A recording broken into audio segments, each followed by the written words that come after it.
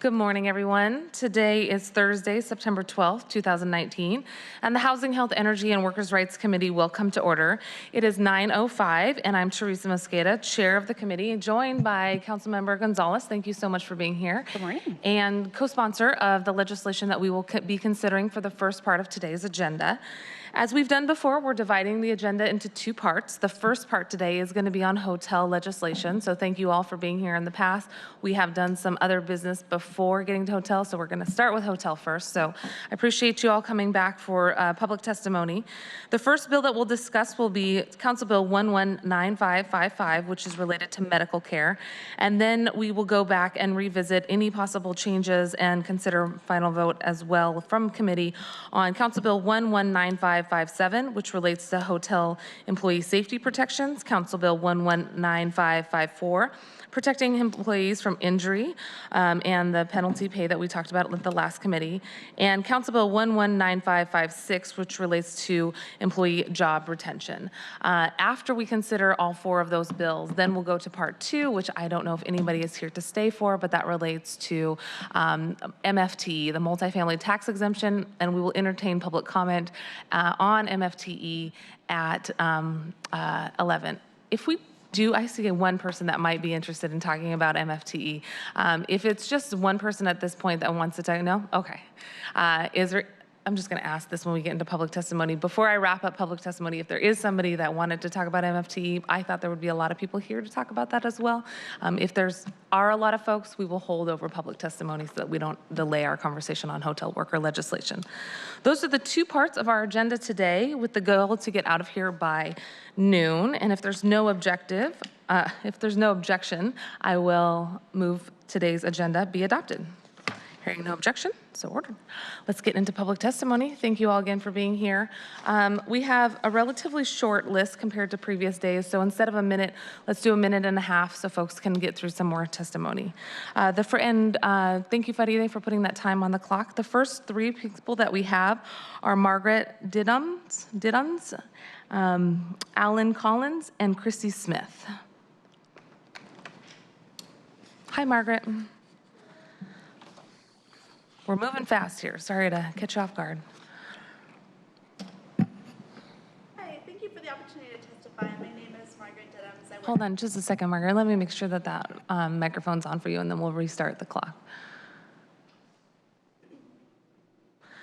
And again, if folks are coming in to testify, we are still taking public testimony. If you want to sign up, you're welcome to. And is the little green button on the microphone there? On the stem here? Okay, just. Press this? Yeah. Hello? No. Nope. Try again. Oh, there it's on. Okay, we are good to go. Thank you for being here, Margaret. All right.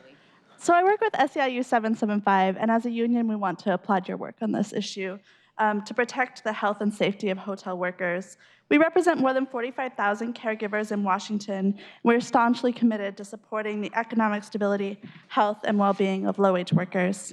We believe that all workers deserve the right to a safe working environment where they can work without the fear of injury or harassment. We support the initiative that voters passed in 2016 and believe that this legislation should be at least as strong. Workers deserve to be protected from sexual harassment. Our home care members experience high rates of harassment because they're isolated in the home, not unlike hotel workers, who are often isolated in rooms with guests. When coworkers and managers are not around to disrupt harassing behavior, other measures are needed to ensure worker safety. Workers should also not be expected to complete more work than can be done safely.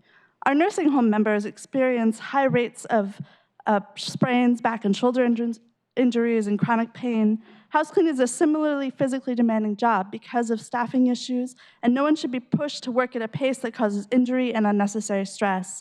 A square footage cap with 1.5 times the pay on days that house cleaners are required to exceed the cap will help to disincentivize employers from requiring unsafe workloads. These are crucial changes for the city's workforce and will promote greater racial and gender equity in public health in Seattle. Thank you for your consideration and commitment to workers throughout the state. Thank you very much, Margaret. Alan Collins, Sustainable Living. Okay, why don't you go on up? I think that we have very few folks. I'm sorry to complicate things, so that way you don't have to.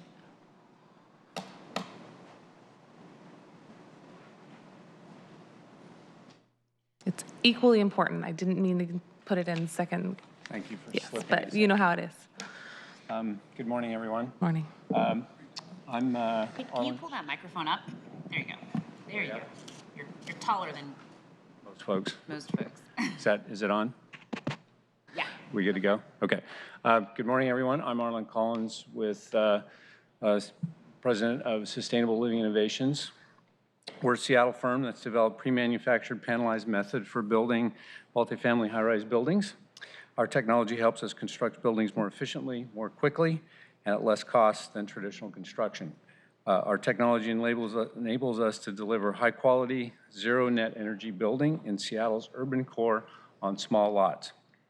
Our business model and company vision direct these capital cost savings towards sustainable energy efficiency and construct more units for tenants that qualify for income-restricted housing. We currently have a pipeline of 6 buildings totaling over 1,400 units, which dedicates 25% of each building to MFTE, middle-income renters. We will be breaking ground this year on the world's first zero-net energy multifamily high-rise in Belltown, and we're pleased to be able to offer 27 affordable units to middle-income tenants. We received high praise from the Neighborhood Association for this building. We're particularly interested in providing rent-restricted units, and we'll be ready for tenants to move in 2020. Our business model relies on the MFTE program, so we can appreciate Council's work to renew this program and provide certainty for our pipeline and projects. Since we're constructing high-rise buildings in high-rise zones, we believe we can be an engine to provide affordable housing in downtown Seattle. We have a little handout for council and staff that shows our project pipeline. Thank you very much. I appreciate it and look forward to chatting more about MFT next week as well.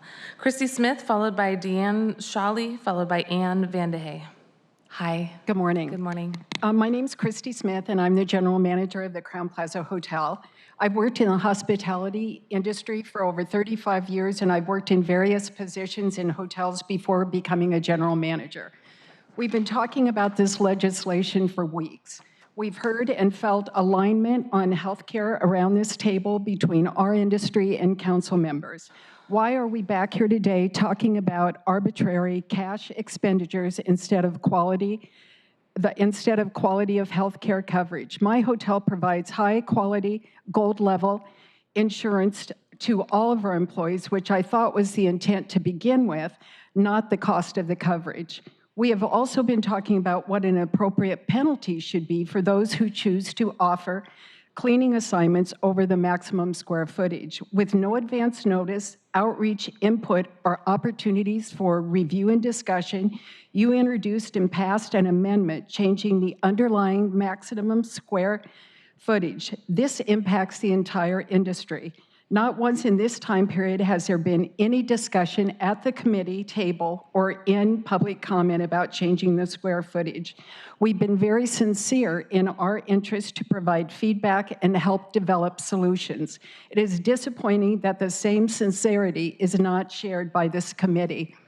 There has been a lot of time and effort made in providing thoughtful feedback on this legislation, and we all question what we have spent the last 11 weeks doing and are very disappointed at the lack of progress that has been made. Thank you. Thank you. Deanne Shawley, followed by Ann Vandehey. I'm shorter, sorry. That's okay. Good morning. My name is Deanne, and I'm the HR manager at the Hilton Seattle. I've been working in the hospitality industry my entire life. I started out as a room attendant and worked my way up, corporate manager, and now in HR. We've been talking about this legislation for over 2 months and heard the alignment between the hospitality industry and the council committee. We are very disappointed that we are here again today talking about arbitrary cash expenditures instead of quality coverage, which we all thought progress was being made. We've also been talking about the penalty pay for square footage, which there was no advance notice given us the opportunity to discuss. We've been sincere about providing feedback from our industry to come up with a solution that would benefit everyone, and very disappointed that we were not given that opportunity. We are in an industry that cares about their workers and take their safety and well-being very seriously. As we all know, if it wasn't for them, we wouldn't have a business to run. We ask you to please consider all the testimony that you've heard these past 11 weeks, as we are concerned about the lack of progress that is being made. Thank you. Thank you. Ann Vandehave, then followed by Bill Wise, and then Mark Sundberg. Morning. Good morning. My name is Ann Vandehei, and I'm the Director of Sales at the Hilton Seattle. I've been in the industry over 35 years in a multitude of different roles, hourly and management. I find some of the testimony I've heard in these sessions dismaying, implying that we do not value our team members, housekeepers in particular. It's just not true. There is a responsibility for more due diligence. There are so many benefits we offer all of our team members as an industry. We have mandatory training on safety on a monthly basis. We have training on harassment, diversity, respect in the workplace. There's programs like tuition reimbursement, and continuing education through platforms like Hilton University. These benefits are not unique to our hotels. All of the hotel companies offer them. I know not one hotelier in the room will disagree with me when I say that Bill Marriott said it best: if you take care of your team, they take care of your guests, and everything else takes care of itself. Thank you. Bill Wise, Mark Sundberg, and then Amanda Parsons. Good morning again. Good morning. My name is Bill Weiss. I'm the general manager of the Silver Cloud Stadium Hotel. I've been there for 14 years. I've been in the hotel industry for 42 years, and I started as a busboy and a dishwasher. I've worked all different varieties of jobs, from housekeeper all the way to director of operations. I'm a little upset about, we've been going through this for the last 11 weeks, and we've gone here and there, and we've been part of the process. And I feel like that the council has betrayed the process by having additional amendments that are just a surprise to us. For the last 3 years, we've been operating on the square footage that has been agreed upon. And now we've got the last minute to reduce it even further, without discussion, without study, without anything. And it's really gonna affect our business and how we operate. Right now, we have to spend at least an hour and a half to set up the boards every single day. And now it's gonna put an undue burden on our people. Also, I'm just wondering about the penalty as well. I mean, we've gone from 1.5 to 3 times, and we've been operating under this for the longest time, and I'm wondering why we're still going forward with that. My last question is, why have we been here? Why haven't we concentrated on maybe the homeless crisis and spend this time for that? Right now, it seems like the council has a non-impartial third party driving this train, and we really don't appreciate it. Thank you. Thank you. Mark Sundberg, Amanda Parsons, and then Leah Lever. Good morning. My name is Mark Sundberg, and I'm the owner of IPM, and we provide parking services in the city. My wife Tracy and I have owned the company for over 21 years. It's my wife and I. We live in Seattle. Our kids are educated in Seattle. We shop in Seattle. We support Seattle. I have nothing to do with running a hotel. I just don't, we don't run hotels. And I'm not sure why my business is going to be included as an ancillary business. Running a small business in this city is hard. And having legislation such as this makes it even harder. By including businesses like mine, without understanding, shows that you really don't care about what it takes to operate a business in Seattle. Last week, you decided to move forward with the definition of an ancillary hotel business without understanding who it impacts. Not only is this irresponsible, but it's unconscionable to leave this definition vague and left to rulemaking, the rulemaking to still be covered at a later time. I ask that you guys really reconsider including ancillary businesses. I would hope that you would take that to heart, and I appreciate your time. Thank you very much for being here. Amanda Parsons, Leah Lover, and Mike Barnett. Hello again. Good morning. My name is Amanda. I want to take a moment to say how encouraged I am to see the council taking swift actions on issues that are important to them. Adjusting the square footage from 5,000 to 4,500 was amended and voted on in the same meeting just last week. I'd like to ask for a similar swift amendment to the full-time status as currently defined at 80 hours per calendar month. My recommendation is to define full-time as 30 hours per work week because no schedule is written based on a calendar month. In addition, the enrollment definition should not be left for rulemaking. This is a huge, huge component for this ordinance. Huge. The intent is to provide care, and there are many questions that need to be clarified before moving forward. When does an employee become enrolled? What is the waiting period? Is it the same for new hires and existing employees? There needs to be a waiting period to allow employees to select the plan they want and to gather documents to submit for dependent verification, et cetera. What about seasonal employees or employees who work on call, like banquet servers?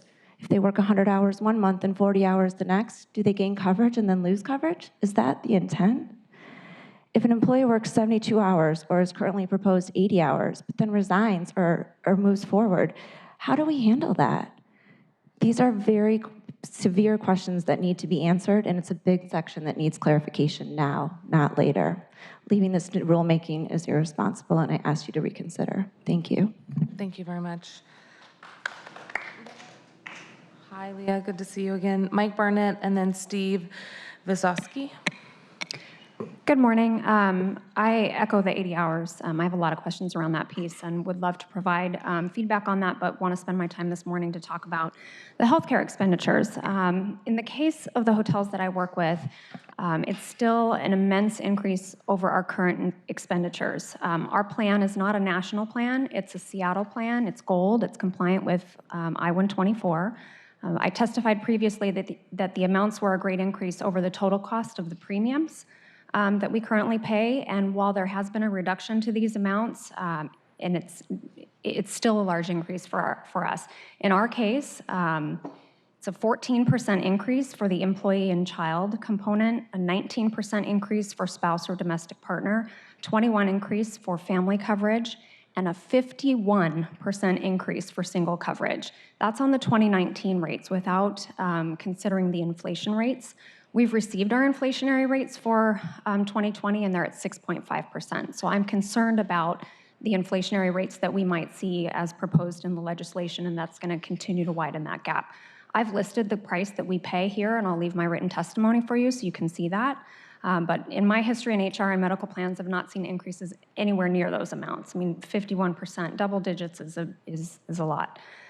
The goal with I-124 was to provide quality health care, and I ask that you consider putting back in the amendment that you brought up on August 15th here in this meeting that stated if a quality health care plan was in place from an employer, that the employer was compliant. And I have notes on what that was from that meeting here as well. Thank you. Thank you very much. Thank you very much, and appreciate you getting those numbers for us. We really appreciate that. We have Mike Barnett, Steve Visosky, and then Michael Clark. Good morning. Morning. It's good to see you guys again. Good to see you again. So good morning, I'm Mike, and I want to start by saying I have all the respect in the world for what the City Council is trying to do with the intent of the healthcare law. Healthcare is the single most important issue for my family and the families of those that I work with. My 2-year-old daughter has a disease called cystic fibrosis. If you want to know what it's like to have this disease, I brought this straw. Feel free to breathe through it for the rest of your life. Sign up for a lung transplant in 20 years and start hoping for a cure now. That's what it's like to have CF. This is one example of a chronic illness at my property. I hear personal stories of others every single day. The basic healthcare profit model is to collect as much in premiums as possible and pay out as little in healthcare coverage as possible. That's not my point of view, that's the point of view of Elizabeth Warren. She said it in the last Democratic debate. She's right, and I agree with her. By the City Council dictating the terms to insurance companies of how much to charge businesses for coverage, I fear that the quality of coverage for not just my child, but for the children of everybody in this room and the people that I work with is going to be sacrificed. So I leave you with 2 questions I implore you to consider. Are we ready to sacrifice quality coverage to pad the pockets of insurance companies? And OLS recently received funding for community outreach and education, which is fantastic, But is it possible to shift just a little of that to do some research on how we can achieve quality coverage for everybody in Seattle? Thank you. Thank you very much. Steve Visosky, Michael Clark, and then Jurgen Oswald. Good morning. My name's Steve Visosky, and I'm the general manager of the Grand Hyatt and Hyatt Olivate. I don't need a minute and a half to talk about my disappointment in this whole situation. I think that what you're looking for is the community to get involved in different operations and communicating what's going on. And what I've seen over the last 11 weeks is really a lack of collaboration, a lack of understanding, a lack of ability to listen. I find this is pretty simple. It's a union organizing. And quite honestly, this whole approach has gone backwards time and time again. You waste a lot of important people's time trying to do the right thing and trying to get through, and it just hasn't worked. It couldn't be more disappointing. Well, you should focus in on governance. I think you have more to worry about putting panic buttons in every citizen's hands. I worry more about my employees getting to my hotel versus when they're in the hotel. This is a complete sham. I couldn't be more disappointed. And it really is a crying shame because hospitality is an important part of Seattle's economy. Thank you, Mr. Visosky. Michael Clark, Jurgen Oswald, and then Caitlin Alcorn. If there are other folks here to testify, please do sign up. Faride, if we could put one more sign-in sheet maybe on the other podium so folks can, if they are coming to sign in on hotel, then they can do that. Hello again. Thank you for being here. Good morning. Thank you for having me. My name is Michael Clark. I'm the general manager of the Renaissance Seattle Hotel and a member of the Seattle Hotel Association Board. We've heard from dozens of Unite Here workers over the past 11 weeks about examples of isolation, danger, unsafe working conditions, and how important that issue is. And it's very difficult to understand why this legislation would not cover those workers as well. You know, that could also be extended to square footage. You know, we recently had a change without any opportunity for discussion. It was introduced late in the last committee meeting after many folks had even departed. Collective bargaining agreements often calculate square footage. Instead of using square footage, they use number of rooms. So if that square footage is so important, why doesn't it apply to workers who are covered under CBAs? I just fail to understand that. I just don't get what is happening here. We're talking about arbitrary cash expenditures again. Councilmember Mosqueda, you introduced what we all thought was really great. You know, was it 2 committee meetings ago or the last one? I can't even remember now, but we thought that was such progress, and then now here we are again. And it's just very difficult for us to understand and not have a voice in all of that. The 4,500 square foot minimum too, that's gonna have unintended consequences. I'll give you an example.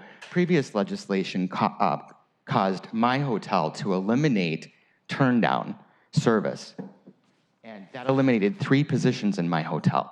So those jobs went away. Luckily, we were able to replace those individuals, but at the same time, those jobs are gone forever. So I think that just doing this without more discussion or study is gonna have unintended consequences that the committee should really understand before they proceed. Michael, thank you. Jurgen Oswald, Caitlin Alcorn, and then I'll take the next sign-in sheet if it's available. Good morning, council members. Hey, I'm Jürgen, I work at the Hilton. One last chance to strike a balanced approach. You know, there really seemed to be alignment between our industry and council members on healthcare. Lots of progress was made. So why are we back here today talking about arbitrary cash expenditures instead of quality of coverage? Last week, out of nowhere, you passed an amendment with no advance notice, no stakeholder outreach or input, no opportunities for review or discussion to change the maximum square footage. That's not what 77% of the voters approved. So why do you override the will of the voters? You've come up with a definition of ancillary hotel business that kicks much of your work to the rulemaking process to determine who's covered. Isn't it a basic role of a council member to do this type of work? So my current score is A for ideology, and F for compromise. So you have the power to change the score. Use that power wisely. One last chance. I know we have a lot of ideology here. I think Councilmember Mosqueda, Gonzalez, you've been hijacking this process. Councilmember Pacheco, you're all by yourself, but if you have some help from some other council members, you have an opportunity. So I'm talking to you. Thank you. Thanks so much. Caitlin Alcorn, followed by Stefan Moritz. Hi, Caitlin. Hi there. My name is Caitlin Alcorn. I'm a graduate student at the University of Washington. I study labor issues, so I just wanted to come and state my support for the council bill extending additional labor protections for hotel workers. I think Seattle voters kind of clearly demonstrated that they're in favor of such legislation when they voted overwhelmingly in support of Initiative 124 3 years ago. I think all workers deserve, kind of as a minimum, the right to a working environment that's free of harassment. Working behind closed doors in private rooms, hotel workers are at increased risk of harassment and therefore in need of these additional protections. And I think this committee showed great leadership when they extended the Domestic Workers Bill of Rights, extending additional protections to domestic workers who face a number of kind of similar issues as hotel workers. So I hope that you do it again by extending these protections for low-wage hotel workers. Thank you. Thank you very much. And last, we have Stefan Moritz. Good morning, council members. I want to thank you for listening to some very important people right here in this room and who have come to speak to you previously, which is the folks who work in hotels every day and experience with their own bodies the hard work that they're doing, and whether it comes to healthcare or workload or protections from harassment. I think this bill is an important and big step in the right direction to protect hotel workers. Now, if you look at the legislation before us and compared to the initiative that voters passed in 2016, I think a lot of work has gone into the legislation. I think a lot of listening has happened. I think if you look at the logs of who lobbied city council members on this legislation, you will see that a lot of folks from the industry have actually spent a lot of time talking to folks and that there has been a lot of dialogue. And I think that what the 4 pieces of legislation that you see here today are the right balance of moving forward. As you will see, right, there's changes and accommodations for small businesses that have been made, right? Like nobody says that here, but this is actually, like there's been some big steps that have been made. And I think that's why we need to move forward with this bill today, because it's gonna make a difference in the lives of thousands of workers in our city. Thank you. Thank you. Who has signed in to testify on the hotel worker legislation or would like to? Okay, I'm just going to make one more ask. Is there anybody here that wants to talk about MFTE? If there's only 1 or 2 folks, okay, please come on up and we'll get you signed in, and then we'll move on to hotel worker legislation. And I see some of our building construction trades folks in the back. MFTE testimony or just here to observe? Okay, great. Welcome.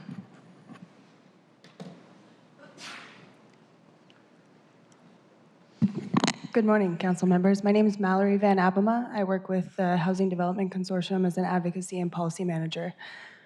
We are in full support of renewal of the MFTE program. We recognize that it's produced thousands of affordable units in Seattle. We also are encouraged by this recalibration to ensure that there's the greatest public benefit and we aren't just giving away a huge handout. This is an incentive program, so we do need to provide something to incentivize participation rates and to sustain the level of participation that we've been able to achieve in the city. So we're encouraged by this revision of the program, and we'd also encourage a lot of collaboration and calibration that will have the greatest positive impact on affordable housing production in our city, so we know we need it. So thanks. Excellent. Okay, I think that concludes our public testimony for this morning. I'm going to leave public testimony open just in case anybody does want to talk about MFTE when we get to that portion. But why don't we go ahead, Faride, and have you read into the agenda item number 1 through 4. Agenda item number 1, Council Bill 119555, an ordinance relating to employment in Seattle requiring certain employees to make required healthcare expenditures to or on behalf of certain employees for the purpose of improving access to medical care. For briefing, discussion, and possible vote. Agenda item number 2, Council Bill 119556, an ordinance relating to employment in Seattle. For briefing, discussion, and possible vote. Agenda item number 3, Council Bill 119557, an ordinance relating to employment in Seattle requiring certain employers to take certain actions to prevent, protect, and respond to violent or harassing conduct by guests. For briefing, discussion, and possible vote. And finally, agenda item number 4, Council Bill 119554, an ordinance relating to employment in Seattle requiring certain employers to limit room cleaning workloads for certain employees. For briefing, discussion, and possible vote. Okay, wonderful. Thank you so much. We need our central staff out here, so if we can have one more second. Councilmember Pacheco, thank you for being here. Councilmember Sawant, thank you so much for being here. And we are going to ask the folks who are here to testify or to speak to the hotel worker legislation from central staff to join us. I will grab them.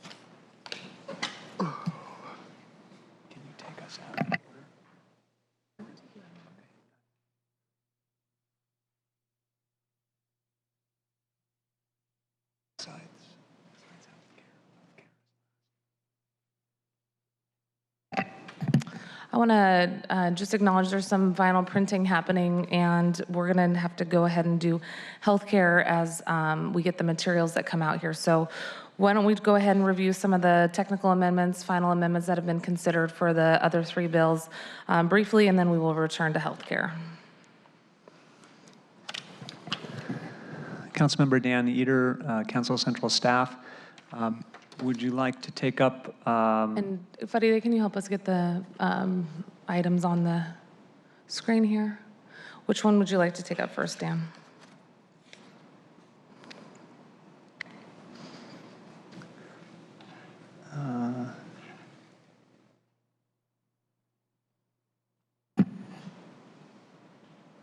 Why don't we do protections against injury?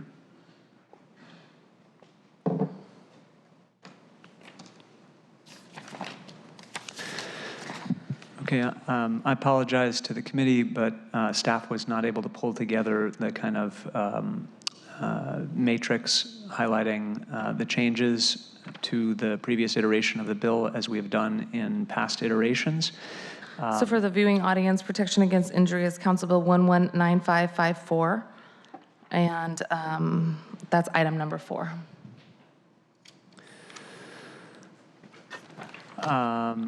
There are, I'm pulling up on the screen so you can see that it's mostly unchanged. I'm just going to highlight the changes that have been made to this iteration.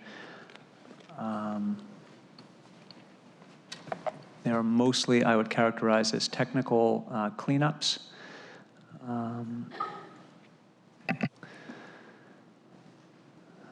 I'm just going to skip forward in case there are any things that are not merely reference errors or words that are just oversights and missing and have been replaced, or punctuation.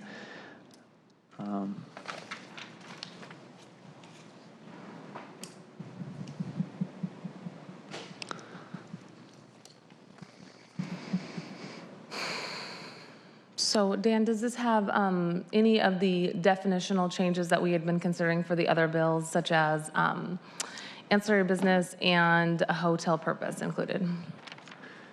Ancillary business is included. There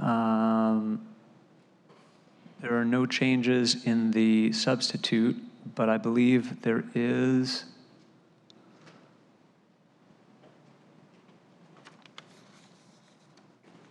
Oh, I'm sorry, no. We're in, are we in protections of injury? Am I looking at the right bill? Protections against injury? Which bill did you say we were taking up?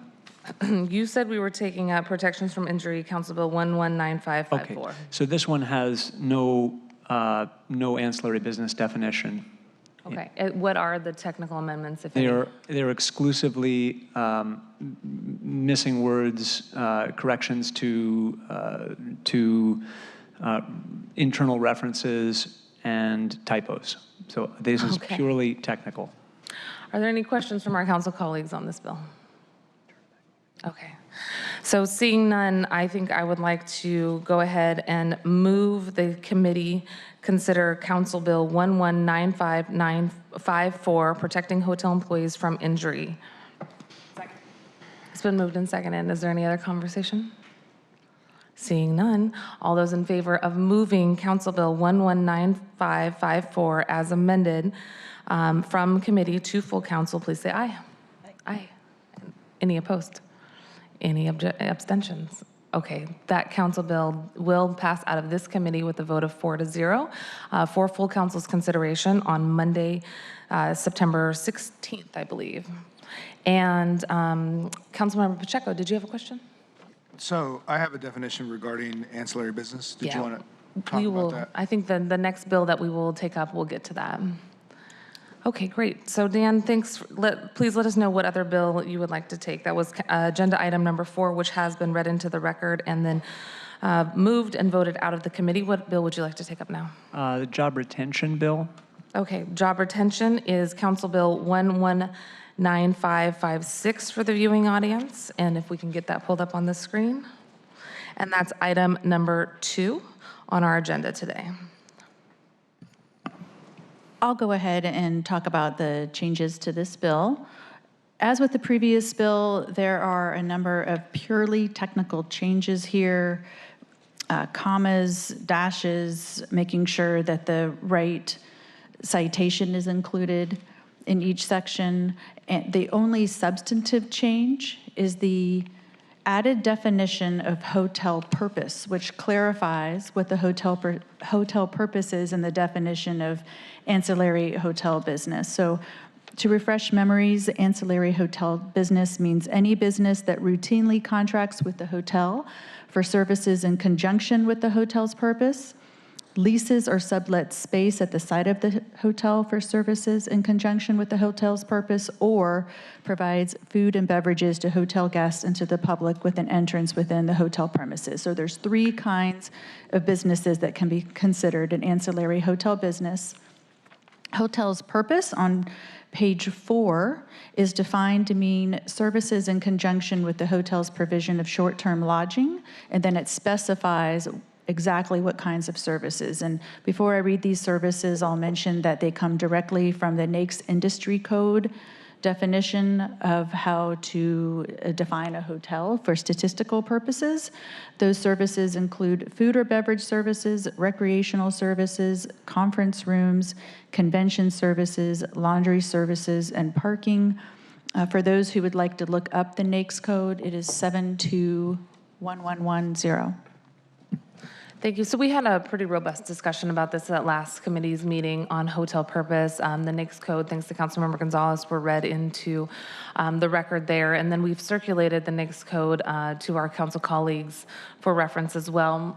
We thought that this was an important component, as we've heard from folks, that it was important to have a little bit more clarity around what the hotel's purpose was, according, to how the industry also defines it in other areas, and wanted to make sure that as we had our ancillary business definition, which references hotel purpose, that we were very clear here to help guide rulemaking and provide greater clarity at the point of the legislation itself passing.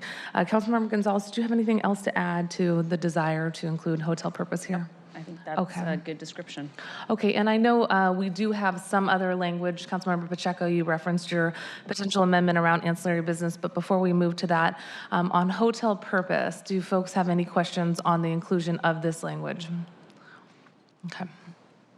I appreciate all the council responding to the feedback that we did hear from the community, which was to help further define this area. We're not going to take them one by one. As you can see, this is a striker bill. So what we'd like to do is consider the striker as a whole as it comes forward. But let's go ahead and move on to ancillary business discussion because I think it ties in. Councilmember Pacheco does have an amendment on that ancillary business. So let's talk about that if we can. Councilmember, may I suggest that you may want to move and take action on the substitute? Oh, okay. Is this really the only substantive changes in this legislation? It is, and I Okay. believe Councilmember Pacheco's amendment is to the substitute. So Excellent. if you have that as the new base, it'll work out. Let's do this. I would like to move that the committee consider amended version of Council Bill 119556. I'm sorry, 56? Correct? Okay. One, it's been seconded twice. Any other discussion? Okay. All those in favor of amended Council Bill 119556, please say aye. Aye. Any opposed? None. Any abstentions? None. With a vote of 4-0, the committee has passed the retention bill, Council Bill 119556, out of committee with the goal to bring this forward to full committee on September 16th. And now, I'm so sorry. Can I bring it back? Bring what back? Bring that back to the discussion about the amendment to the bill. Sorry, my apologies. I thought that we were voting on bringing the substitute bill forward. Yes. Okay. So the substitute bill has been amended. We will entertain a potential amendment to the bill, Council Bill 119556. Go ahead, Councilmember Sawant. No, just a process clarification. I think, I think what we did was voted on substituting the amended version in place of the original, and now you're opening the discussion, I think. So we have amended version of Council Bill 119556 on worker retention. Specific to worker retention, Councilmember Pacheco has an amendment that I think is mirroring the language in other components of the package in front of us, but we will take them one at a time. This is related to ancillary business and Council Bill 119556 on hotel worker retention. Councilmember Pacheco, would you like to speak to it, or would you like central staff to start? I can speak to it. And just, before I begin, I want to address a comment that was heard through public comment about not caring for, that the council should care for what people getting to the hotels and not what happens to the people that are in the hotel. I think it was that sentiment that led to the election and the passage of Initiative 124, because I think it's the collective desire of the community to try to care for the hotel workers, which is why we are where we are today. That said, I'm going to start my comments. I commend my colleagues for the extensive stakeholder outreach and countless hours put into improving this legislation that voters asked for to provide protections and health care for hotel employees. I think we found good middle ground in most cases, and the collective desire of interpreting voter intent. The one remaining issue that I have and I bring for discussion today is voter intent and the definition of ancillary hotel business. Reading through the initiative again, it was clear to me that the main intent was protecting hotel employees. Beyond lodging and housekeeping, I see hotel services as including functions like laundry, hotel services, and parking, services that primarily are for hotel guests and not the public. The line for me is including restaurants and other food and beverage entities that are leasing space from a hotel building or have an entrance to a hotel and also serve the public. I am for healthcare for all, and I would like to see all industries providing quality healthcare for employees. I do not feel that this legislation through which to do that, however, and I do not think that it's not what voters expected. The goal of my amendment is to slightly narrow the definition of the ancillary hotel business. I've introduced the same amendment for each bill with ancillary hotel business defined for consistency. The amendment removes food and beverage entities that simply share an entrance with the hotel It also amends the definition of hotel's purpose to include room services instead of food and beverage services, with the intent of only including restaurant and beverage businesses leasing or subleasing from a hotel if they are also provided room services to guests. In short, the goal is to still include restaurant bars owned and operated by a hotel or contracting to provide room service to guests. Restaurant and beverage companies leasing space or abutting a hotel that also serve the public would not be included. I ask my colleagues for consideration and for passage of the amendment.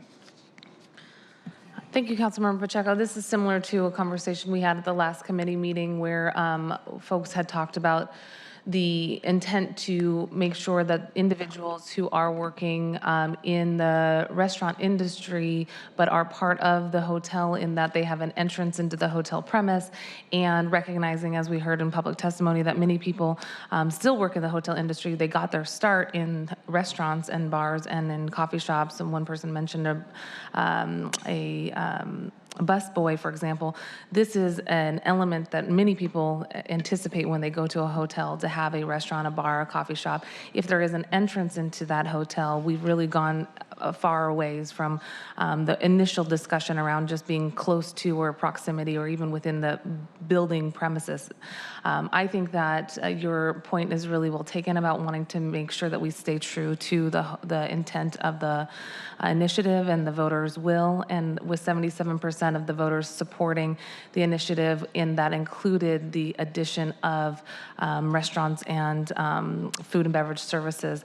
I think that our existing ancillary business definition, coupled with the new language that we've included for hotel purpose, I think helps to get at that desire, that value that I think we share, that we are in line with the vision of the will of the voters. But I think that our initial language that you saw from the beginning really does meet that purpose. So I really appreciate you bringing it forward. I'm not going to be able to support the amendment today, but would welcome any additional comments or thoughts.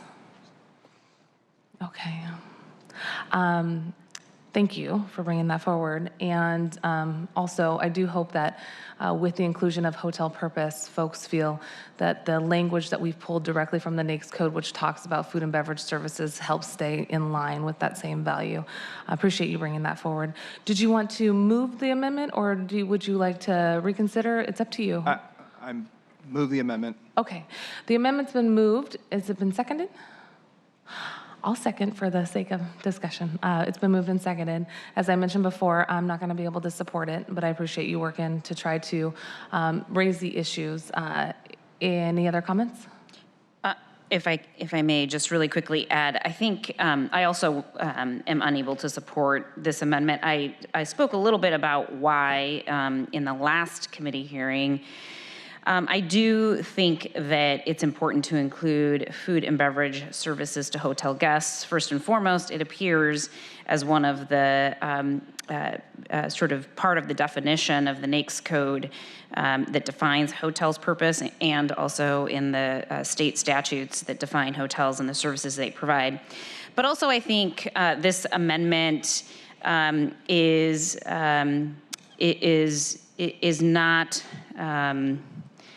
not reflective of the reality of how hotels oftentimes market and talk about food and beverage services that are available on-site, on-premises as an amenity to guests. So in just a short, quick review on Google, if you go and you look at many of the local hotels here in downtown, you'll see that one of the things that they do under the amenities on their websites is list all of the food and beverage opportunities and services, so restaurants, coffee shops, whatever the case might be, that are located on site as a direct service to the guests who are staying and lodging at that particular hotel, or who might be there for a conference. And so I think that there is a direct correlation between the business model and the choice of citing your food and beverage location within a hotel that is really fueled by the motivation of having a built-in customer base that will support the business choice for locating or co-locating with a hotel. So again, in my search of the internet and my own sort of personal experience of visiting hotels, it is very often the case that hotels market and advertise as a hotel amenity to guests or convention goers who are using conference rooms at the hotel, that in fact these businesses are a direct hotel amenity to the individuals who are frequenting those hotels. And frankly, I think that the average common person has very little understanding of what the contractual relationship is between those those businesses co-located in hotels and the hotel. And I think it's fair to acknowledge through this regulation that there is a benefit there and that this is a business model that exists, and that in the event that the choices are made to do business in this way, that it would be appropriate to cover ancillary hotel businesses in this context. Now, I feel good about the fact that we've now defined hotel's purpose in a way that further refines and narrows the coverage of ancillary hotel businesses to really create that direct correlation between the type of business that is in the service that is being provided and the actual location. And I think that we've been able to arrive at a good place as it relates to the unamended version of ancillary hotel businesses. So I will continue to support our substitute version for those reasons. Councilmember Sawant. Thank you, Councilmember Mosqueda.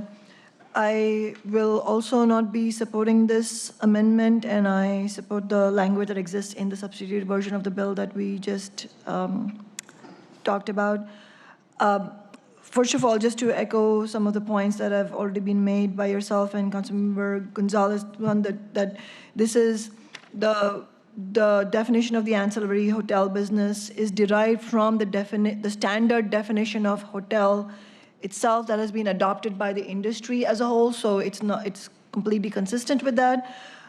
Secondly, also as was stated, the customer base of the restaurants on the hotel premises are derived to a great extent from the customer base of the hotel itself, and so there's, as was said, there's a direct correlation.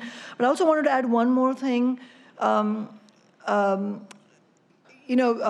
more point. I mean, in light of what was just stated, also that a lot of most ordinary people will not know what the contractual agreements are between a restaurant based in a hotel premises and the hotel itself, and a lot has been made out of this idea that, well, these are small businesses and you should not be including them in the definition of ancillary business. I don't actually think that that's true, in the sense that it's not like a small coffee shop in my neighborhood in the Central District will have the wherewithal to set up at the Sheraton. That's just not happening. So I think we have to clarify that we're not talking about your traditional small business that is struggling to get by in your neighborhood and has to independently build its clientele or customer base and does not have an expensive hotel with an upper-class clientele that is automatically sort of leading into your restaurant as a customer base. So I think just making a distinction between what we traditionally think of as small businesses that are finding it hard to get by, which is true, and businesses that are located on a hotel premises, I think those are two separate types of businesses we're looking at. And with that in mind, it is appropriate to include the food and beverage aspect in the ancillary hotel business definition. Thank you very much. Councilmember Pacheco, any other comments before we go for a vote? Again, I commend my colleagues just for the extensive work that's been done in trying to interpret voter intent. We're in the last, I've been a part of a few of the committee meetings where I've been trying to do my best is to try to both interpret what we heard from voters, the messaging that was given to voters, and when I hear the restaurant owners that have come before us, I try to be mindful of acknowledging the price elasticity of demand for restaurants, and so that's why I'm trying to both be intentional about who we're impacting and the industries that we're impacting. So, Councilmember Gonzalez. I was just going to respond to that really quickly because I don't want this vote to be interpreted on this amendment as somehow as though we have disregard for the restaurant and food and beverage industry. That couldn't be further from the case. For me personally, you know, my husband's in the restaurant industry, has been in the restaurant industry for 20 years, worked his way up from washing dishes to now being a general manager at a very popular restaurant, which I will not mention because then you'll want reservations. But I take really seriously this industry and the workers in this industry, in large part because I consider my family to be part of that industry by virtue of the 2 decades that my own husband has worked in this industry, an industry that he truly deeply loves and appreciates and really enjoys working in. I spent a lot of my time talking to workers and owners in the restaurant industry in my own personal time because of that connection. And I understand profoundly how important this industry is to our economy and to workers. I also understand that workers in this industry really deeply want to be treated well in the workplace, and they want to be given a fair shake and an opportunity to continue to be resilient and successful in this industry. This is, in my mind, not a choice between whether we want to support the workers or whether we want to support the service industry. It's an ecosystem, and I think that this bill and the intention of this bill and all of these bills together really, in my mind, creates greater opportunity for that resilience to continue to occur in a way that really begins the process of equalizing the playing field for workers who are disproportionately impacted by a lack of protections in this space. So I continue to appreciate the intent with which you're bringing this bill forward, but I feel very strongly from my own personal experience that it is right to request that these industries do right by their employees. And I'm not saying that they don't. I'm just saying that I think that these bills together accomplish a better environment for all to be able to achieve success and see the product of the hard work that everybody is contributing to the success of that system. Thank you, council members, for your robust discussion on this, and again, for bringing this forward. Appreciate the spirit in which you brought this forward, and I think that Councilmember Gonzalez's comments, along with Councilmember Swan's, summarize my sentiment on this, which I mentioned earlier. Do appreciate you bringing it forward, but I am optimistic, I am hopeful, and I'm confident that the language that we've included in especially hotel purpose, along with our ancillary definition, gets at the nexus between the hotel and the industries that are serving that hotel. So let's go ahead and vote, if that sounds good to council colleagues. It's been moved and seconded that we consider amendment number 1 to Job Retention Council Bill 119556, sponsored by Councilmember Pacheco. All those in favor of the amended definition of ancillary hotel business and hotel purpose, please say aye. 1. All those opposed, say nay. Nay. Any abstentions? None? Okay, so this amendment does not pass by a vote of 1 to 3. Appreciate you bringing that forward. And that means that we do have the existing underlying bill that we have amended that we are going to now vote out of committee. That would be item number 2, Council Bill 119556, as amended by this committee. I move that the committee amended Council Bill 119556 from committee to full council. Okay. All those in favor say aye. Aye. Any opposed? None. Any abstentions? None. Thank you very much, Councilmember Pacheco. I know you have another meeting that you have to run to, so thank you for representing our city well there and for bringing that amendment forward. I want to confirm with him that he is wanting to pull the other 2 amendments given the vote. Do you mind if someone? Oh, thank you, Brianna, very much. Sorry to ask you to do that. We have one more bill to consider before a discussion on the healthcare bill. I believe it's item number 3. It's Council Bill 119557, related to safety protections. Dan, are you able to, or Karina, able to walk us through that? I'll continue. So this bill has a number of purely technical amendments, again, dashes, commas, and making sure that the words in a couple of situations accurately and reflect the intent. Very, minimal technical changes. The only substantive change is the addition of a definition for hotel's purpose, which is the same definition that is in job retention bill, and the ancillary hotel business definition is the same definition that's in the job retention bill as well. Thank you very much. Any questions? I want to say a quick thank you. There's been a lot of engagement on this issue specific to hotel safety protections. I'm particularly proud of the policy changes that have been made in last committee that no longer ask for the hotel to do an investigation, no longer quote unquote bans a guest, but still protects all the workers in the hotel from accused harassers. And I think that the language that we have carefully worked with the folks at the King County Sexual Assault and Prevention Coalition and the prosecutors, King County prosecutors, along with the folks here at Central Staff and our council colleagues, you all have helped to make this at least include some of the basic protections that we'd like to see, so some of these very vulnerable workers do not end up in the situations that we've heard from the very beginning of this discussion prior to my arrival to council, when you all worked to support Initiative 124 as well. So I do think that while the policy content has changed slightly, the protections that we've included, especially with some of the guidance from the ACLU, One America, REWA, et cetera, has been very helpful. So thanks to all of you. And again, thanks to our teams, Brianna and Sejal. Sejal has spent a lot of time checking in with various stakeholders. So thank you for making these final edits possible with Central Staff. We do appreciate the content of the bill. As you just heard from Karina, there's not a ton of substantive changes besides the ancillary definition and the hotel purpose here. So are there any other comments on this section on hotel safety? Okay, seeing none, I'd like to move the committee amend Council Bill 119557 by substituting version D8 for version D5. Second. Any additional comments? Seeing none, all those in favor of Council Bill 119557, amended version D5, please, amended version D8, no, please say aye. Aye. Any opposed? Too many versions. I know. Any versions?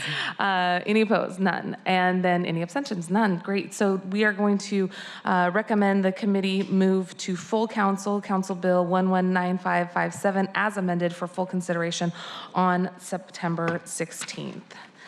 Excellent. So Central Staff, that gets us through the three bills that we had previously considered and discussed. Before we move to healthcare, Councilmember Swan, Councilmember Gonzalez, I'd like to just take a quick recess. We've had a lot of printing in the last 24 hours, and I want to make sure that we have all of our materials set up for us to go into this discussion. According to the clerk, we are allowed to take a recess. Folks here in the audience, please feel free to stay. We're going to take at least a 15-minute recess, so please do stay, and maybe sooner. We can come back, let me give a specific time. 1:20, that gives us 12. 10:20. Because it's 1:20 would be no bueno. 1:20 would be a very long recess. At 10:20, we will reconvene here. That gives us 12 minutes for a quick recess. Central Staff, if you could also join us to make sure that we have all of the materials in place. Council colleagues, I apologize for the delay, but we've, as you can tell, been drinking from a fire hose. So let's get all the materials in hand, and we will keep this committee open. It has not been closed out, and the viewing audience is welcome to stay. We'll be back at 10:20. Thank you. Seattle Channel.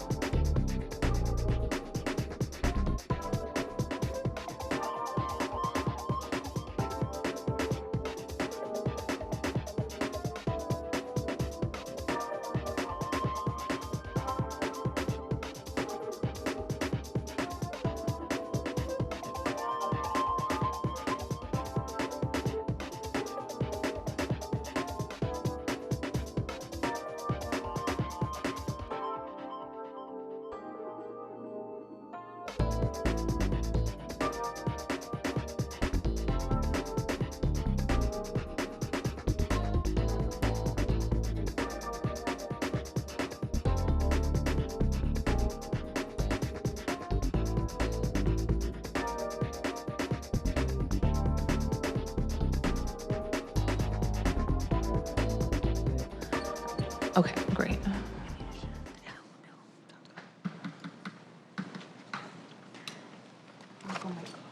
Thank you very much. Do you want mine? Welcome back, everyone. It is 10:26. Thank you for taking a short recess. And without further ado, we are going to consider the hotel worker legislation related to healthcare. Dan and Karina, you have some opportunities to walk us through a number of amendments on this, and we will get into some of the policy details, and I have some comments specific to healthcare after you walk us through some of the overarching amendments that have been included. For the viewing audience, we're going to be looking at D4, which was posted to the agenda as well, and we're going to get it up on the screen as soon as possible. Karina, if you could begin walking us through that, that would be wonderful. Okay. Thank you. If it's all right, to make sure I'm meeting your intent, I was going to go through the bill as the changes appear in the bill. I'm sorry, Karina, what was I was that? going to go through the bill as the changes and talk about the changes as they appear in the order that they appear. Yep, that sounds Okay. great. So the first change is in the recital section. It's adding the word additional compensation, recognizing that additional compensation to pay for high-quality, affordable health coverage can create greater workplace satisfaction and has other benefits as well. The additional compensation is also reflected in the intent section, but I'll get to that in a moment. In the definitions, we're looking now at page 2.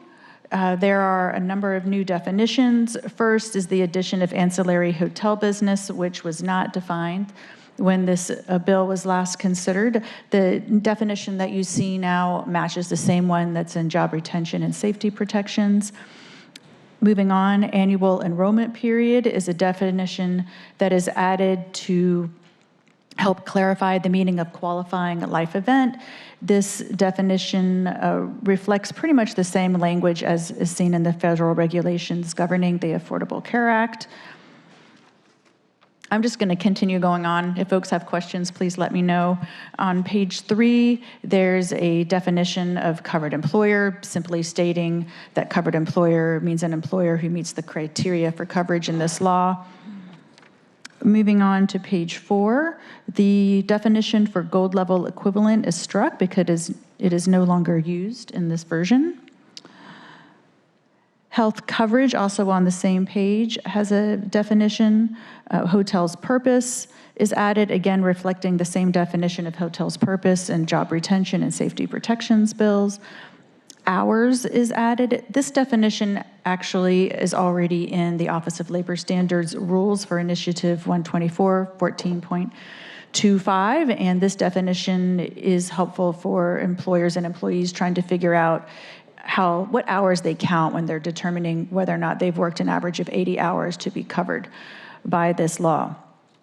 On page 5 is a definition of qualifying life event. It is moved to be in alphabetical order from the end of the list to here in its correct alphabetical placement. This definition is a little bit different than the last one in that it's a little bit more open and broader, gives more latitude for qualifying life event. Rate of inflation is added. This rate of inflation is the same definition that is used in all of the labor standards here in Seattle. It's what the Office of Labor Standards uses to increase its civil penalties and fines each year. Special enrollment period is defined on page 6, again, reflecting language that is similar to the federal regulations governing the Affordable Care Act. That's all for definitions. Moving to page 7 in the intent, as I previewed, it is clarified that the intent of this law is to provide employees access to high-quality, affordable health coverage through additional compensation. It's a key term, additional compensation. On page 7, there are some clarifications on what happens when an employee may have an opportunity to waive their coverage by this law, and that would happen in a situation where the employee receives health coverage from another source than their employer, and they would rather maintain that coverage than be covered by this law. And what this amendment does is that it clarifies that when an employee says that they wish not to be covered by this law, the employer must offer them a waiver free of coercion under penalty of perjury, that the employee does have access to that high quality and affordable health coverage from a different source, and that the employer must offer the waiver on a form issued by the Office of Labor Standards and provide the employee with written information about the rights that they are no longer going to be covered by. It is, I think, the most significant change in this is that the employer is not required to obtain that waiver. Instead, they are offering that waiver to the employee. Moving on, the next round of substantive changes are on page 10 under 14.28.060, required healthcare expenditures for covered employees. I want to acknowledge up front that the way these track changes show up can be hard to follow. That's what happens with track changes. Computers do wacky things. So I have a clean version here that I might refer to at certain times. So most significantly in Section A are the amounts of the required healthcare expenditure. What you'll see is that these amounts are lower than what was voted on last time. Last time, the amounts had a 20% haircut from the amounts that were in the original bill. These amounts reflect a 25% haircut of the amounts in the original bill. So it goes down to $420 for a single employee, $714 for an employee with only dependents, $840, and $1,260. Also, in Section B, the ordinance says that covered employers have the discretion as to decide how they're going to meet the requirements of this monthly required healthcare expenditure. The ordinance already sets forth that they can do it through cash, additional compensation, healthcare services made to on behalf of covered employees, and in number 2, it did say it's been broadened, so it's not just health savings accounts, it includes tax-favored health programs, and there are some examples included in the language now of what tax-favored health programs could be. There is a fair amount of removed language under number 3, and if it goes on to page 12, it begins, if a covered employer makes its monthly required healthcare expenditures. This language is referencing situations when an employer is making their monthly required healthcare expenditure through an employer-sponsored plan, and the plan has a waiting period, which is, of course, common to most plans. What happens then with the employee's coverage under this law and the employer's requirement to provide that monthly payment of some kind. So this just clarifies that. The basic premise of it is the same, that if there is a waiting period, the employee is not covered the sooner of 60 days from the date of hire or the expiration of the waiting period. Next, on page 12 is a section that, again, is hard to read, but I'm going to go ahead and look at it from the accepted changes version. This is a situation in D where an employer has made an offer for the monthly required healthcare expenditure that fully satisfies all of the obligations of the amount that needs to be reached, and the employer has offered a way of paying that amount to the employee through its own decision to do it through additional compensation, tax-favored health plan, providing an employer-sponsored plan, or some combination of those. If what the employer's offers does satisfy all of those monthly required healthcare expenditure requirements, and the employee declines that offer, then the employee doesn't have a right to get that amount under this law. And the employer is required to offer a waiver that's similar to the other waiver, is in a form issued by Office of Labor Standards, and give the employee written information about the rights that they are waiving. And of course, the waiver must be free from coercion and under penalty of perjury.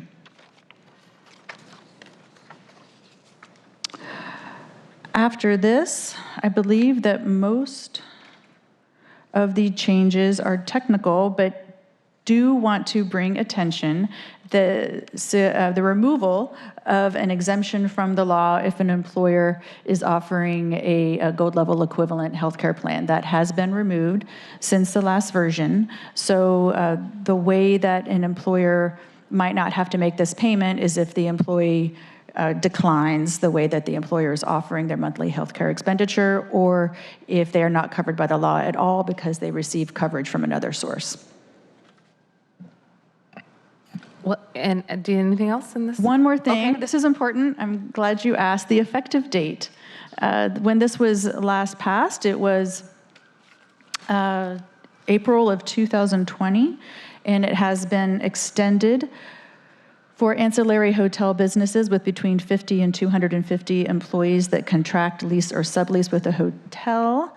As of the date of passage of this law, for those employers, this law will take effect upon the later of July 1st, 2025, or the earliest annual open enrollment period after July 1 of 2025. For all other covered employers, this law will go into effect in July 1, 2020, or again, the earliest annual enrollment period for health coverage after that date. So there is more time for employers to get ready for the implementation of this law and for workers to know their rights.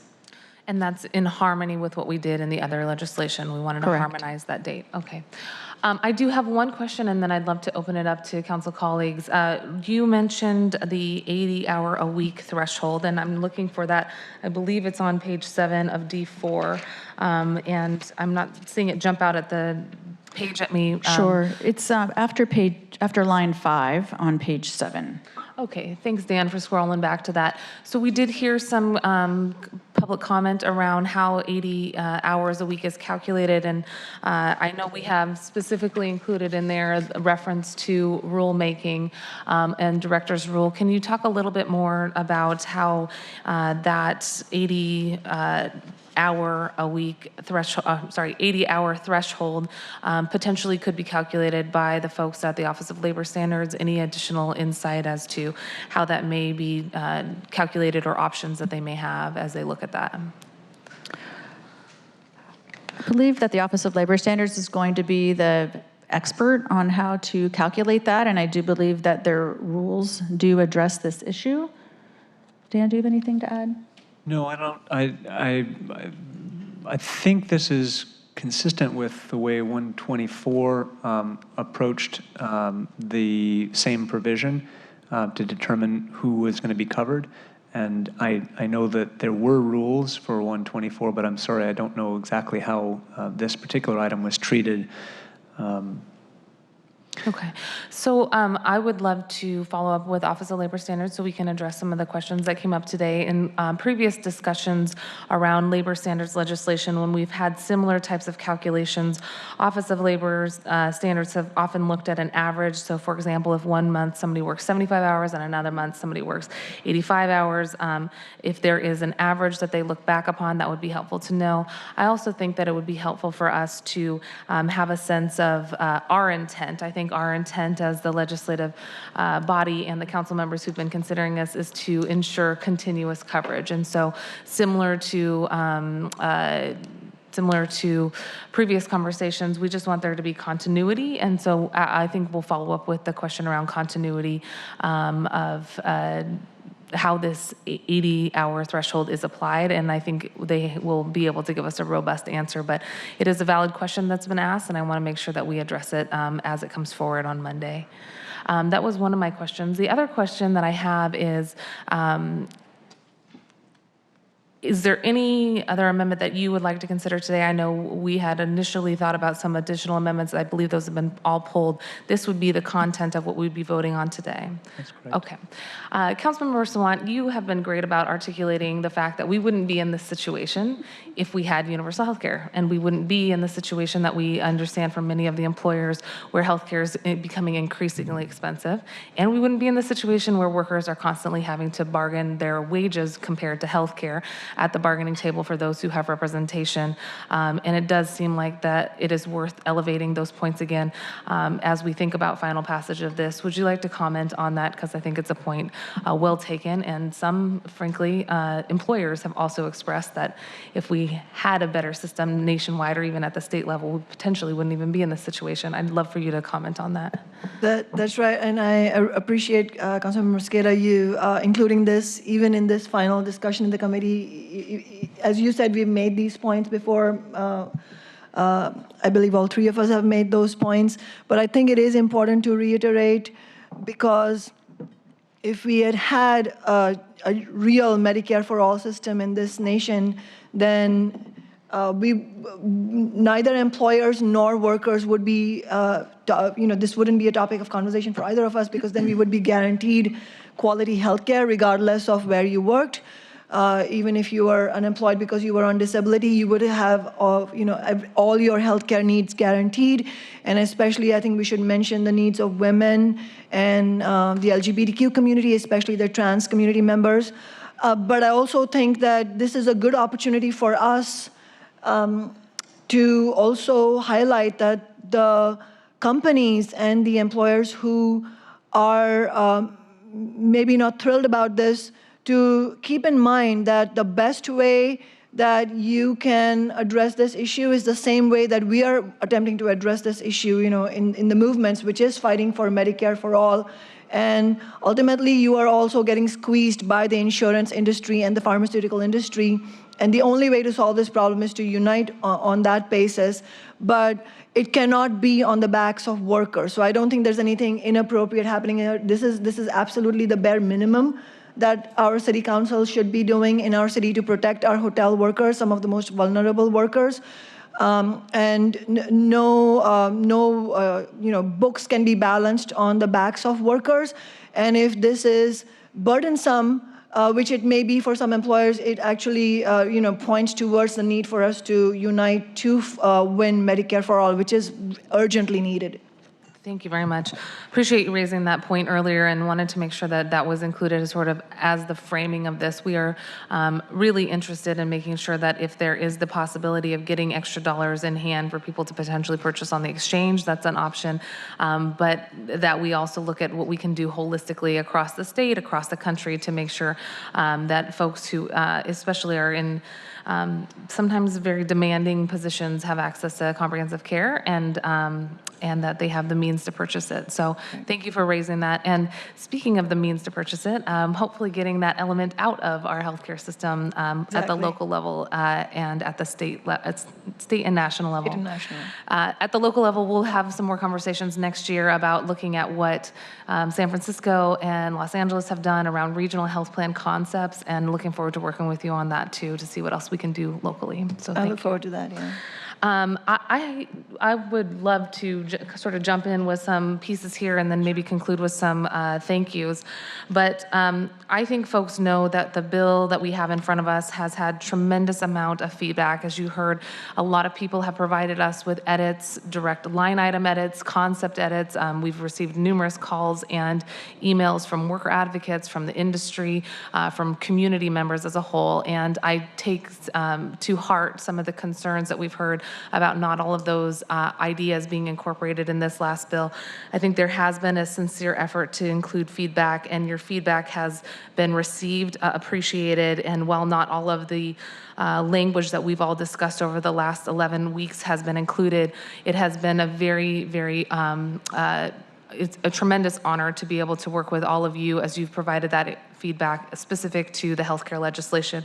It's something that I know we are interested in making sure works well, and that we will continue between now and Monday to get additional feedback on how well we have done with this draft here. But our intent is to really make sure that the folks who are going with hours and hours of working, whether it's within the restaurant next to the in the hotel, in proximity to the hotel, whether it's the folks who are cleaning the rooms on a daily basis, and whether it's the folks who are basically, putting their bodies on the line with making sure that we all have access to clean and healthy hotels. We want them to be able to have access to purchase high quality health care and or have it offered. And I think that this is an attempt to try to get us a ways. You heard Stefan mention this is a good first step. You mentioned this is a good first step, and we will continue to run the language here through stakeholders and others between now and Monday. I'm really excited about some of the work that we've done to make sure that those especially who, as we've heard, have higher rates of injury than coal miners and construction workers do have the ability to go see a doctor, have preventative care, and then have emergency care as well. So I think that we are moving the ball forward. It doesn't include all of the elements that we've heard over the last few months, but I'm really appreciative that folks have engaged with us, and I hope we'll continue to as we finalize this process, and then probably more importantly, as we think about rulemaking and implementation and overview. This has been a labor of love to get this healthcare piece in front of you all today, and we will continue to work, and just want to express my appreciation for all those who have written and provided us with content. I know that not everybody is satisfied with what they see in front of them, and acknowledge that and also appreciate their past work. So I'll save some of my other thank yous for everybody who has been part of that labor of love in a moment, but want to turn it over to Councilmember Gonzalez if you have anything else to add. Sure. I just wanted to really quickly address a quick technical component, well, not technical, but a quick component in terms of the amendments that we're considering today, that we heard some public testimony about, certainly today, but also in previous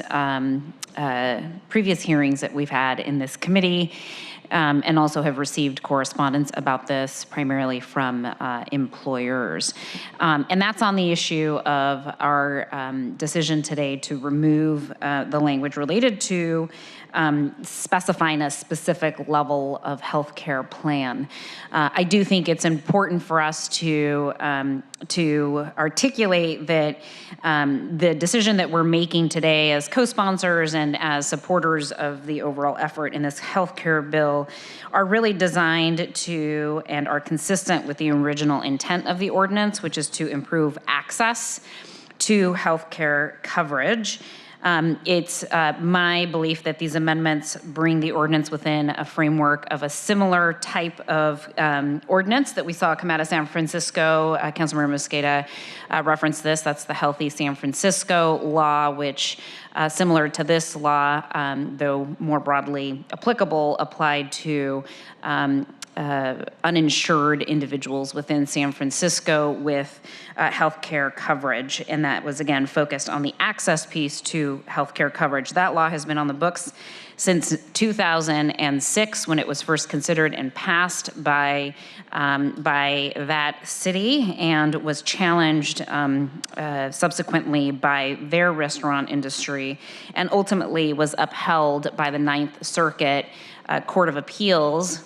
And we sit in the Ninth Circuit Court of Appeals here in Washington State. And the Ninth Circuit has found that that structure in terms of the Healthy San Francisco law was an appropriate way to model at the local level this type of policy decision. So again, you know, the U.S. Supreme Court had an opportunity to weigh in on that particular case, declined to review that case, and at least in the Ninth Circuit, that structure, that ordinance is good law. And I think that this particular amendment, the amendments that we're making now as represented in this substitute bill, do create a feasible framework to achieve the ultimate goal of employee access to high quality and affordable health coverage, while also taking into consideration and balancing the realities of the various ways that employers can comply with the intent of the ordinance, as well as addressing some of the difference in cost between those options. So I believe that we have been able to, through those amendments, really create the balance and the choice that is necessary to be more aligned with precedent in the Ninth Circuit that makes me feel comfortable with proceeding forward with this substitute version. So I didn't want to miss the opportunity to state for the record and for the viewing audience that that is sort of the intent and the motivation by which we as policymakers are being guided, is this precedent in the Ninth Circuit that really is giving us the opportunity to both consider this as a bill, but also do it in a way that it comports with pre-existing regulation in this area. I'll just sort of transition from being a wonky lawyer for a moment back into, sort of the real issues at hand here. And I couldn't agree more with both you, Chair Mosqueda, and Councilmember Sawant around sort of the realities of why we find ourselves in this situation in the first place. A few months ago, the Seattle City Council became the first city council in the nation to consider and pass a resolution in support of Congresswoman Pramila Jayapal's Medicare for All bill that was introduced and overwhelmingly sponsored by many representatives in our Congress. And we had a very robust discussion at that time about how our healthcare system is deeply broken because it's designed for profit of healthcare insurance companies.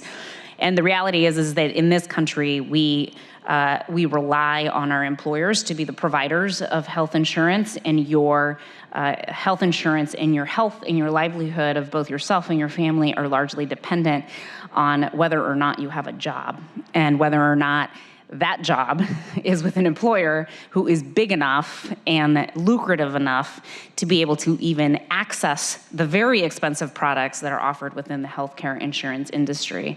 That is an unfortunate situation for all of us to find ourselves in.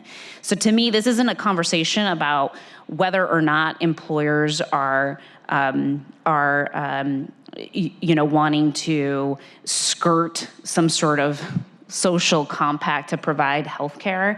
I consistently hear from many employers that they really wish that they could provide more affordable health care. And so I think what we're trying to do here is thread the needle between the realities of what we know are the challenges for employer-based provided healthcare coverage with the realities of what it means to have to function in this society without any access to healthcare at all if you're a worker.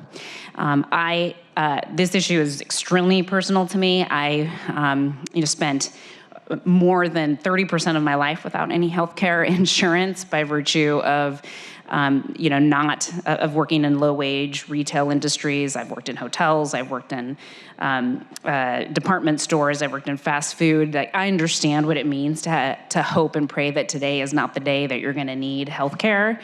And I also come from a migrant farm worker family.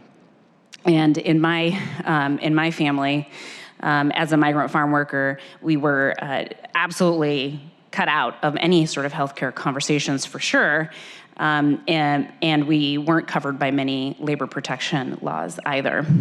And as I sit here and think about the issues that we're facing, I think about my mother who worked all her life as a migrant farm worker in central Washington state and had really severe health conditions and still does that are typical for low-income, impoverished communities. She's a hardworking woman. She's committed. She believes in providing for her family and being a product of a productive member of society. And she had to wait until she was 60 and until her food processing plant was organized by Teamsters to even be able to access a few days of paid vacation and healthcare. She was 60 years old before she had the opportunity to be able to feel that she wasn't in a position to be stressed, to go to the doctor, to take care of herself. And that is unfair. And it's not right. And we have an opportunity today to correct that for thousands of women who are primarily immigrant women who work in this city and labor in this city, oftentimes in the shadow, invisible and not being seen. So this is about their health. It's about the health of our families. It's about the health of women.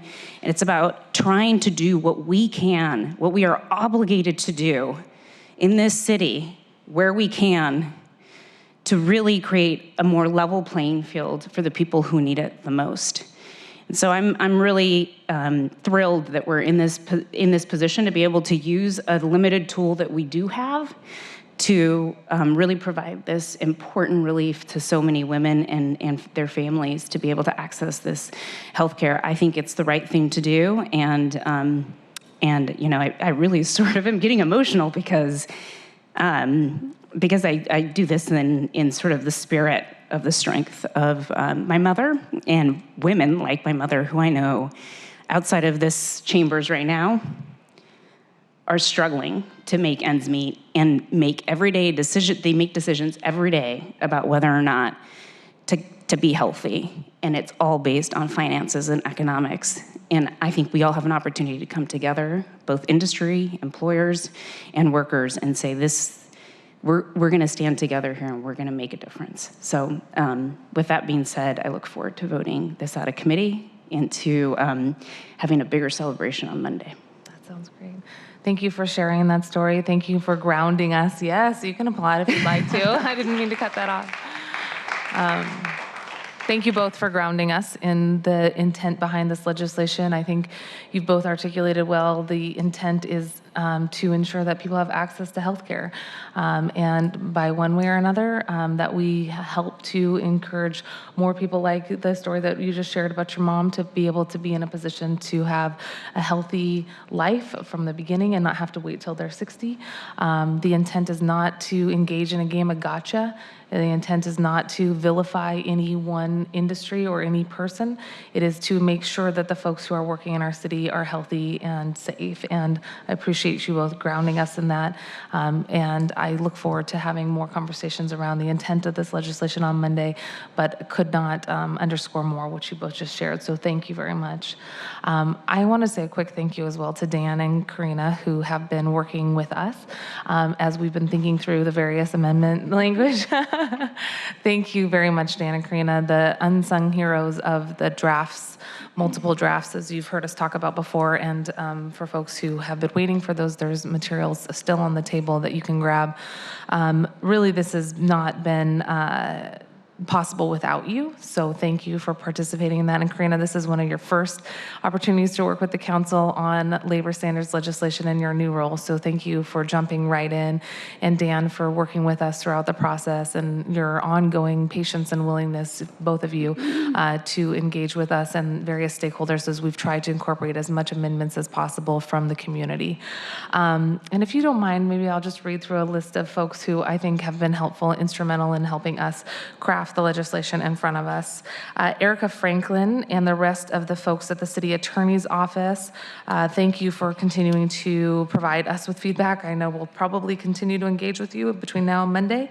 Our teams, Sejal Parikh from my office and Brianna Thomas from Councilmember Gonzalez's office, for their leadership and their work with various stakeholders over the last, I would say, 6 months, but it's been more like 9 to a year. Yeah, 9 months. Councilmember Sawant, thank you to your team as well. Ted has been great engaging with us, and you've been here at almost every single meeting, so thank you for participating with us and being a leader on both the issues that we're trying to raise and the broader concepts. And want to also thank Janine,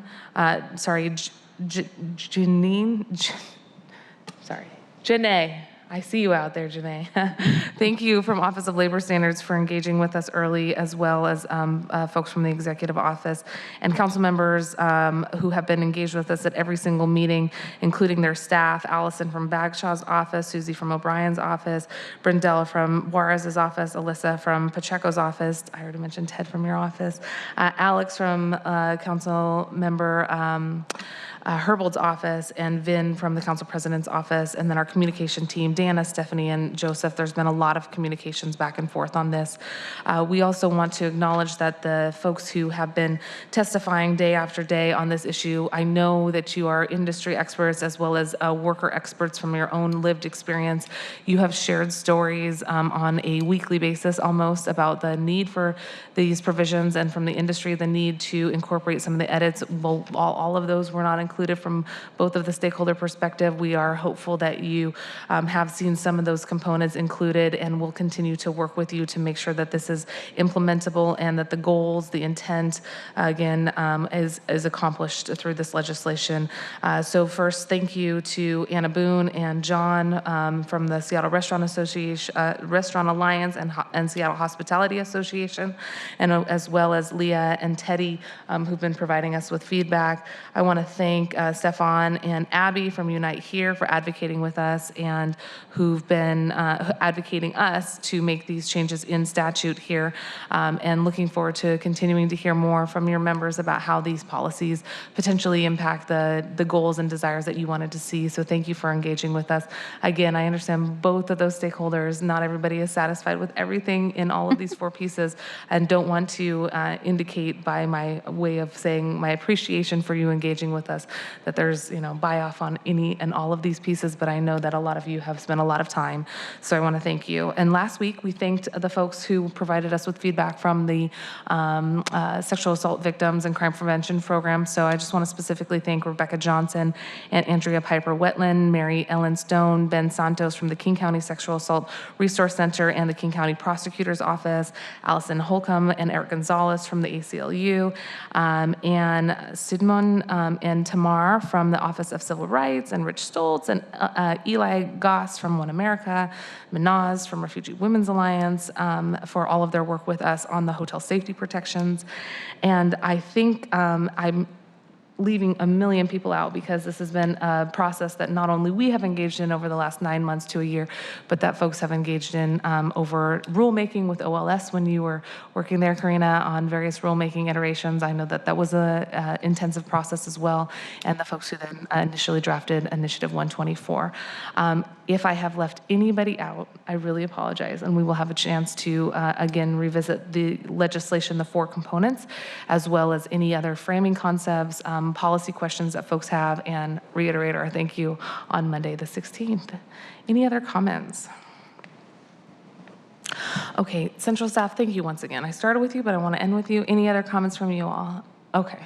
You all have done really tremendous work. So you've burnt the midnight oil on literally multiple occasions, and I'm gonna not say anything else today because my pregnancy hormones are obviously extremely high right now. Well, we're happy to have all of the sentiments that you both shared and the public testimony that we've heard. So we know that this is not an easy process. If it was, it would have already been done, and we have really put the work in to make sure that the 4 pieces of legislation are reflective of the goals that we started with. And Councilmember Sawant, please. Actually, first of all, I wanted to thank you and Councilmember Gonzalez and your staff, and of course, Central staff. Also, a special, I think, mention of Unite Here Local 8 and all the organizers with Unite Here Local 8, and also the members, many of whom have been in City Council chambers, some of whom are here today, who not only take on real difficulties in their own lives in terms of all the conditions that we have described many times. But on top of that, take on the task of advocating not only for themselves, but collectively advocating for everybody who's in the situation. Just one other point I wanted to add, which I think we should reiterate in the city council meeting also. There's been a lot also said that maybe this is second-guessing voters' intent. I wanted to state that very clearly. There is no second-guessing of voters' intent. The voters' intent was very clearly to make sure that all hotel workers in Seattle have health care and all the other benefits that we need in order to make sure that they have a decent standard of living. Absolutely. Thank you so much. Anything else on voter intent? I was like, yes. Anything else? Okay. So thank you for reiterating that in the closing comments. And I think that moves us to final consideration of Council Bill 11955. I'd like to move to substitute version D2 for version D4. And that's again Council Bill 119555. Second. It's been moved and seconded. Are there any additional comments? Seeing none, all of those in favor of amended version of Council Bill 119555, please vote aye. Aye. Any opposed? None. Any abstentions? None. We have now moved Council Bill 119555 out of this committee to full council for consideration on September 16th. To reiterate, all four bills have now been moved out of this committee for consideration on September 16th. That's next Monday.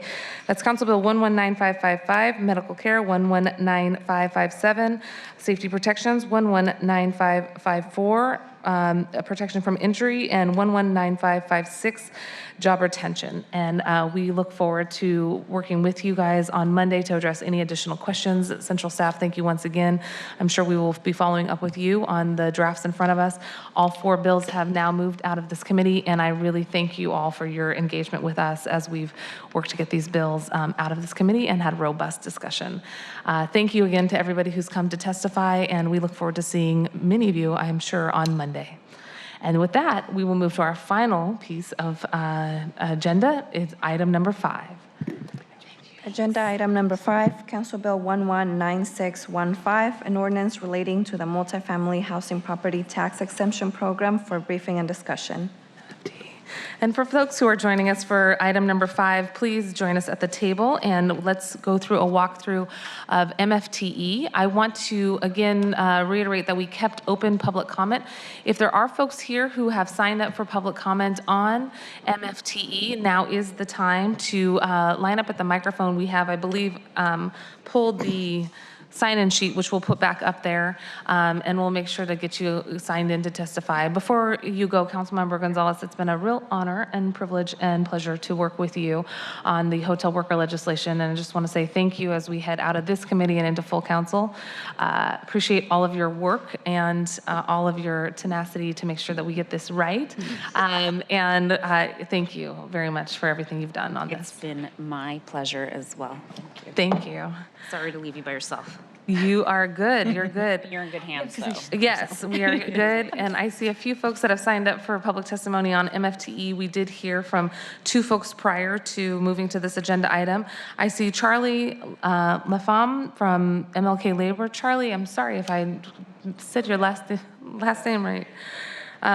Charlie, please go ahead and testify. And we gave folks a minute and a half prior, so if you could take a minute and a half.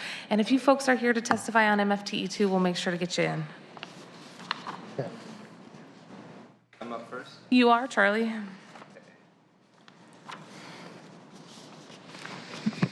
Hi. Hi.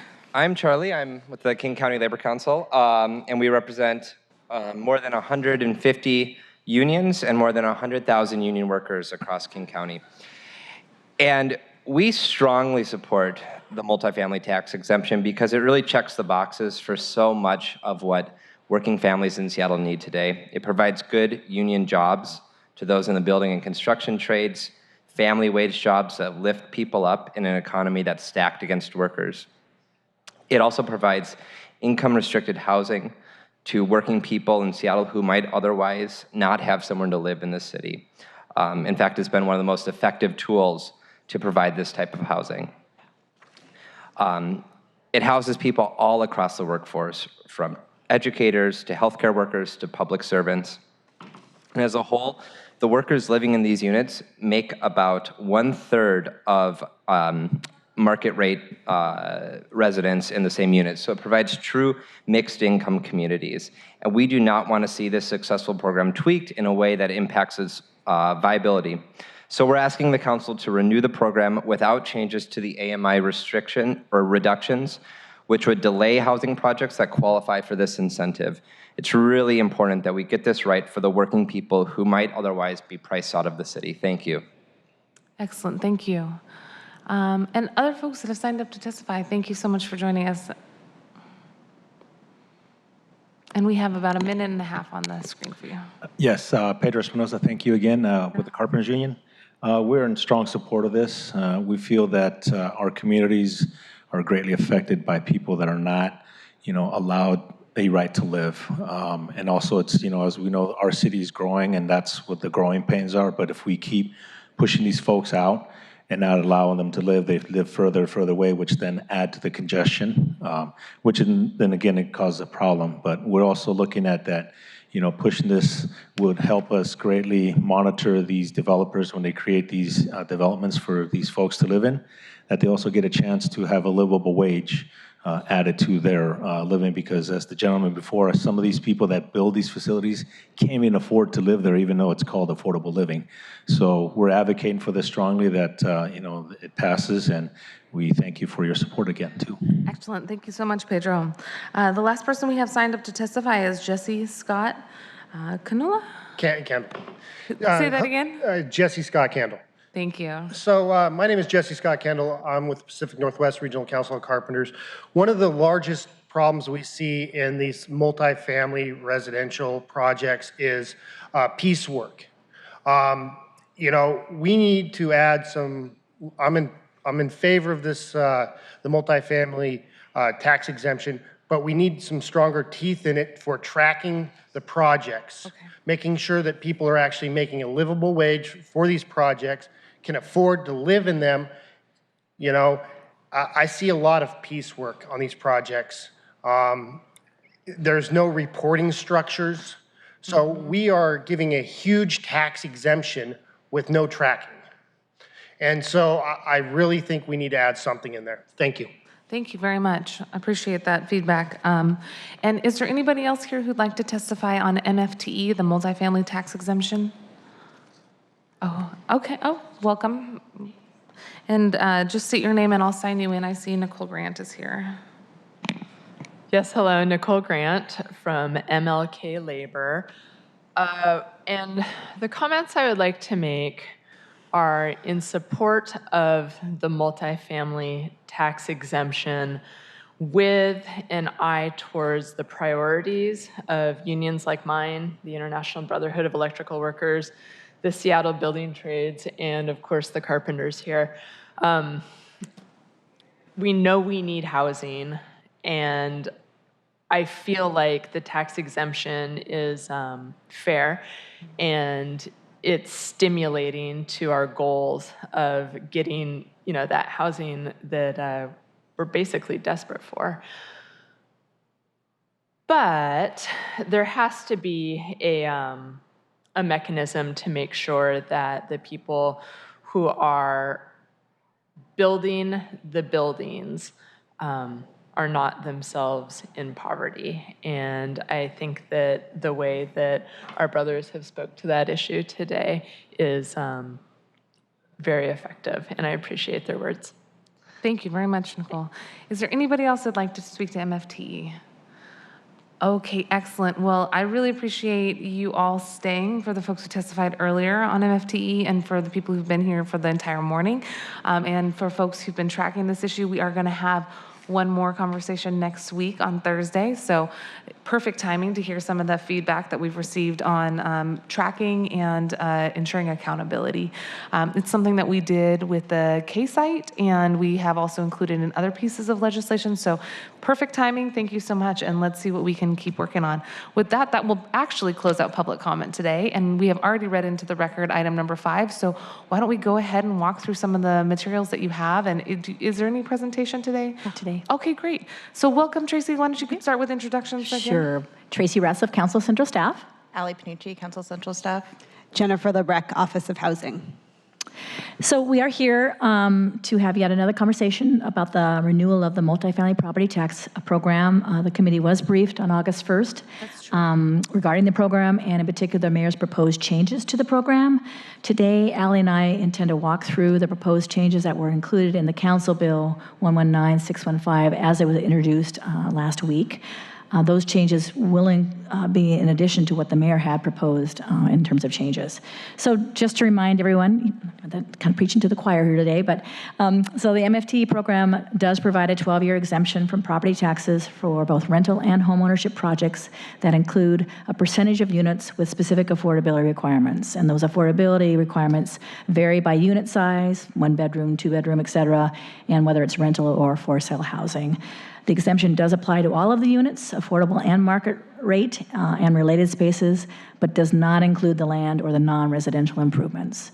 So as it relates to the changes that were proposed by the executive that were incorporated in the council bill as it was introduced, those key changes include the following. So language was added as it relates to the area median income and rental rates, and specifically language that would not allow those rates to decrease from year to year, and most importantly, that they cannot increase by more than 4.5% from year to year. And this is really intended to address the significant fluctuations that we have seen in the last couple of years, in particular around the area median income, which tie directly to the rent rates that can be charged, particularly for the affordable units. And so it felt like it was appropriate to put some boundaries on those increases so that we wouldn't see those kinds of significant fluctuations, but also provides an appropriate level of increase as increases do occur for the operation of housing. So I feel like it was a balanced proposal that came from the executive, and so that's been included in the council bill.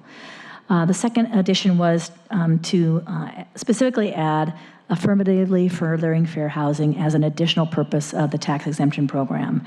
In addition, to kind of amplify that, it does require project developers to implement an affirmative marketing plan that has to be approved by the Office of Housing. Those plans will have to provide information about the availability of those affordable units and that it be provided to all individuals regardless of race, ethnicity, gender, et cetera. And particularly focused on individuals who might not otherwise know about that housing or the availability of that housing. Another change is that the deadline for submittal of completed applications has been changed to now allow developers to submit an application up to 6 months prior to completion of a project, which is documented by the issuance of a temporary certificate of occupancy or a permanent certificate of occupancy. And then this is really a change from what is currently required, which is that the application be submitted prior to the issuance of the first building permit. So this is a big change in terms of providing greater flexibility for projects to come into the program now 6 months prior to completion versus prior to submittal of that issuance of that first building permit. And then finally, the mayor proposed that the program continue for another 4 years, and that it would expire December 31st, 2023. The current program, as we remember, is going to expire, if we don't extend it, December 30th of 2019.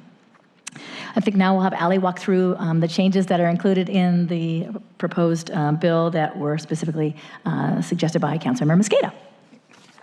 Before you do that, I just want to also acknowledge for our viewing audience, we do have a central staff memo that was linked in the agenda, and the text of the legislation as well has been linked in the agenda.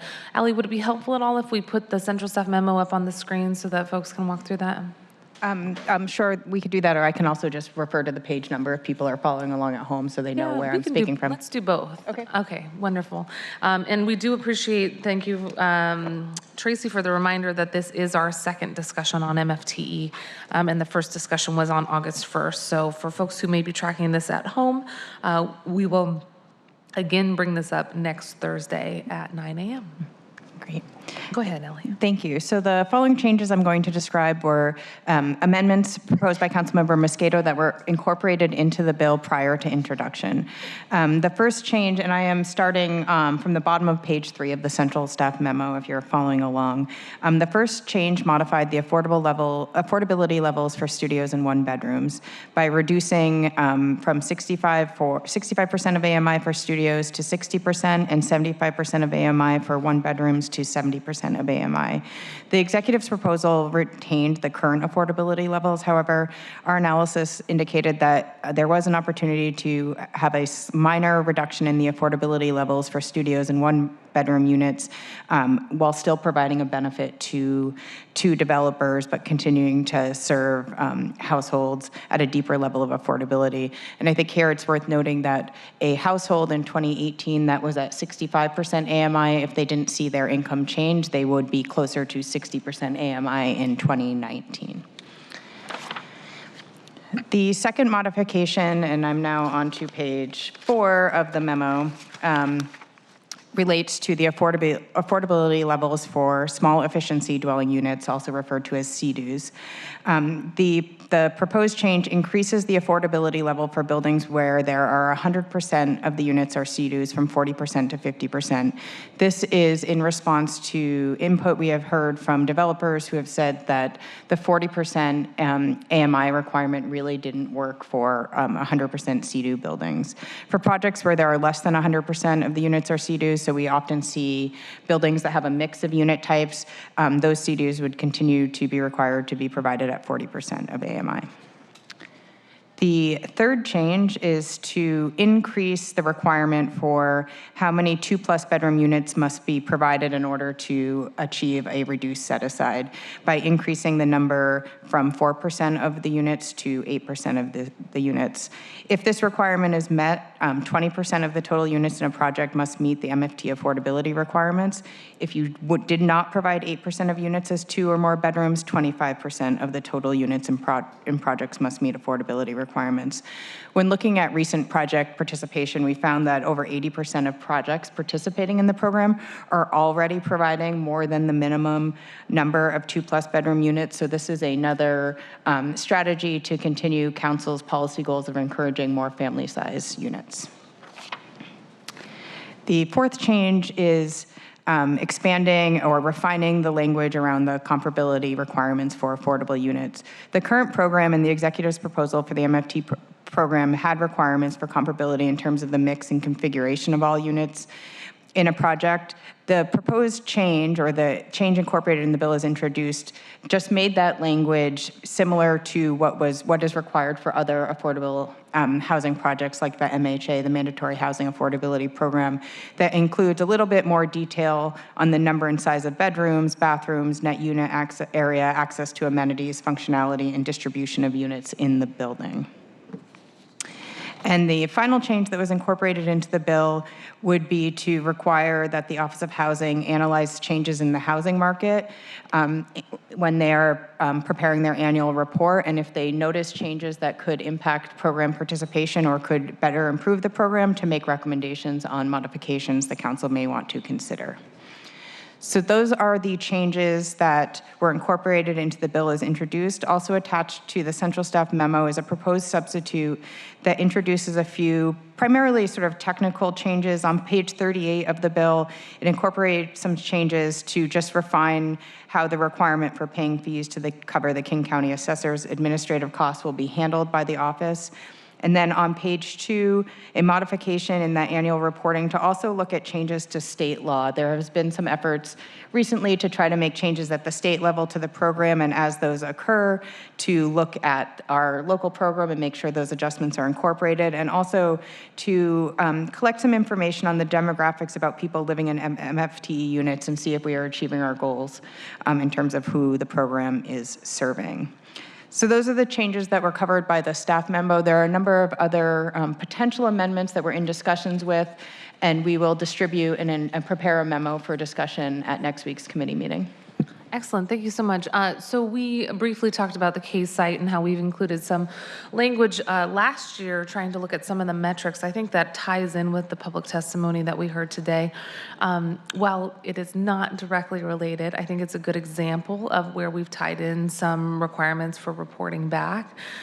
Tracy, I don't want to put you on the spot, but I think I'm putting you on the spot. Do you mind reminding us what we included in the case site legislation if you have it at the So top of your if I head? think I remember if I think I understand what you're referring to, they're not reporting requirements, they're actually requirements as it relates to that project. So for the public's interest, the case site is a city-owned piece of property that is being developed by Plymouth Housing.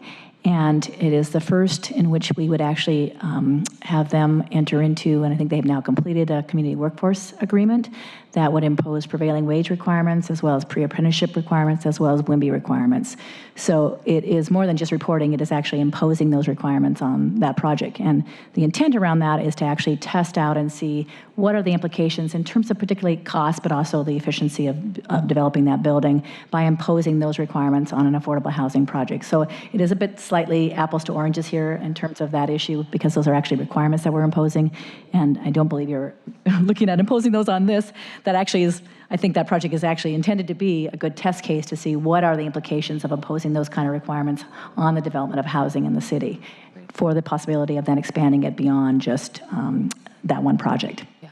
Thank you for the reminder. I think it also serves as a good example of some potential categories of labor standards that we could be looking at for reporting back, the accountability provisions that you heard some folks testify to, and the desire to see where we stand as it relates to those categories of labor standards in future work on MFTE. So look forward to working with you all as we think about those potential considerations that we've heard today and from stakeholders prior to today.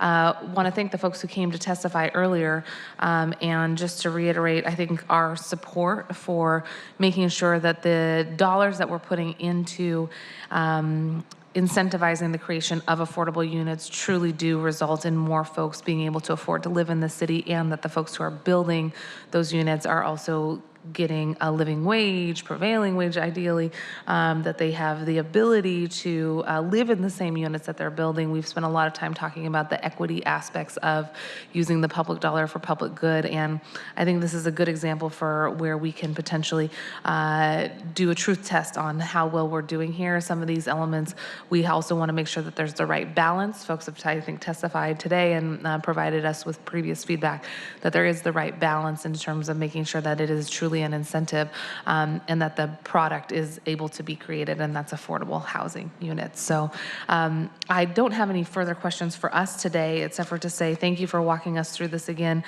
Could you remind us a little bit about when you think that those amendments should be in hand, and if we have a timeline that we'd like to offer to our council colleagues so that you on central staff don't have the rush of amendments that come at you. So if we did a deadline by the end of this, today's Thursday, I'm sorry. If the goal is to have this in committee again for possible vote next Thursday, what would be the ideal timeline for you all? Well, the ideal in terms of us being able to create the amendments and then also get a memo out, which I think we may do a shorter version of the memo, probably by the end of day tomorrow, at latest Monday morning. We've been trying to talk to your council colleagues to kind of elicit any suggested changes. We have not, to this point, heard any additional changes, but that could change as well as we get closer to adoption, as is so often the case. Great. Well, we are going to underscore your first desire, which is by end of the day tomorrow. That's Friday, September 13th. Please provide central staff with any additional feedback. That's true for our office as well. So we will work to get you any additional feedback. Did you have anything that you'd like to share on this? I don't at this time. Thank you. Okay. We want to thank the executive for sending down the initial legislation and for working with us as well. And Office of Housing, as we've been considering. Thank you. And Aaron, why don't you just go ahead and sit on down, because Aaron House here from our team in my office has been working diligently with central staff, with the executive, Office of Housing, and stakeholders to try to incorporate some of the amendments that you've already heard central staff walk through, and then any potential amendments we're asking for folks to turn into central staff by the end of tomorrow. I don't anticipate a ton of amendments, which is great because it sounds like we've done a good job of trying to incorporate feedback early, but having the request out there is really good. So that way on Monday, we can follow up with you to make sure that that timeline's been adhered to. Erin, anything else that you wanted to share on MFT? Don't feel obligated. I just wanted to make sure to acknowledge the work that you've done on this. Okay. And so with that, we will prepare to look at an updated central staff memo on potential additions to the underlying bill early next week with the anticipation of having a discussion and vote next Thursday. Before I get into sort of what else is on the agenda, I want to take a second to thank Faride Cuevas. You have been at this table chairing our discussions and moving us along and staffing the committee throughout this entire process. So we had a really big day today on hotel worker legislation. Thank you for your flexibility as we've gotten through those giant pieces of legislation so that we can now consider things related to Office of Housing and Seattle City Light, which will be coming up over our next 2 committee meetings. And your work is really appreciated. So thank you for your stewardship as we got through these last few meetings. Seeing no other questions or comments from our colleagues, we are going to reconvene on September 19th at 9 a.m. Again, 9 a.m. is a half hour earlier than usual. We will start with a potential repeal of the Initiative 124, which was the actual initiative side, assuming that we do get the 4 pieces of legislation passed on Monday. That'll just be a small item so that we can move on to MFTE renewal, possible vote, Office of Housing Director confirmation. Again, congratulations to Emily Alvarado for her nomination from the executive, and we look forward to interviewing her and hearing more feedback from the council colleagues. We have sent out questions for council committee council colleagues to add to, and we will be sharing those tomorrow at noon with Ms. Alvarado. So if you do have additional questions that you'd like the Office of Housing nominee to consider, please get those back to Aaron House before then. The other 3 items on the agenda for next Thursday include the Seattle Rental Housing Assistance Pilot, the 5 Seattle Housing Authority appointments, and the Office of Housing Race and Social Justice Initiative report. The final meeting of the Housing, Health, Energy, and Workers' Rights Committee will be on a Tuesday, and that is Tuesday the 24th at 2 p.m., where we will focus on Seattle City Light, and we will wrap up our year. With that, thank you all for your work on MFTE. We did not mean to delay the discussion, but I think that the timing of this vote on next Thursday, potentially on MFT, gave us a little bit more opportunity to hear from the community some items that they'd like to see included. So I'm glad that that worked out well and appreciate you all. With that, today's meeting is adjourned.